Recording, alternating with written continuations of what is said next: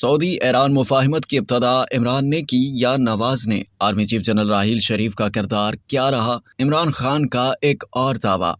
تحریک انصاف کے سربراہ سابق وزیر اعظم عمران خان ایک اور بلند باغ دعوے کے ساتھ سامنے آئے ہیں کہ انہوں نے سعودی عرب اور ایران کے درمیان کشیدگی میں کمی اور تعلقات کے احیا کی بنیاد رکھی۔ انہوں نے کہا کہ اکتوبر 2019 میں انہوں نے وزیر اعظم کی حیثیت سے خطے میں کشیدگی کے خاتمے کے یک نکاتی ایجنڈے کے ساتھ ایران کا دورہ کیا۔ انہوں نے یوم القدس کا اہتمام کر کے فلسطین کاز کے لیے ایران میں بانی اسلامی انقلاب امام خمینی کے کردار کی تعریف کی۔ انہوں نے صہیونی ملک کے ممکنہ کردار سے بھی خبردار کیا اور کہا کہ وہ خطے میں عدم استحکام کی بنیادی وجہ ہے۔ انہوں نے کہا کہ چین کی حمایت سے معاہدہ خطے میں دورس نتائج کا حامل ہوگا۔ صہیونی ملک ہمیشہ ایران کو تنہا کرنے کی کوشش کرتا ہے۔ انہوں نے کہا کہ فلسطین کا مسئلہ مسلم امہ کے لیے پیچیدہ معاملہ ہے۔ واضح رہے کہ سعودی عرب اور ایران میں مفاہمت کی پہلی کوشش سابق وزیر اعظم نواز شریف نے بھی کی۔ 2016 کے اوائل میں نواز شریف نے دونوں برادر ممالک کے درمیان مفاہمت اور سمجھوتے کے لیے پہلے ریاض اور پھر تہران کے دورے کیے۔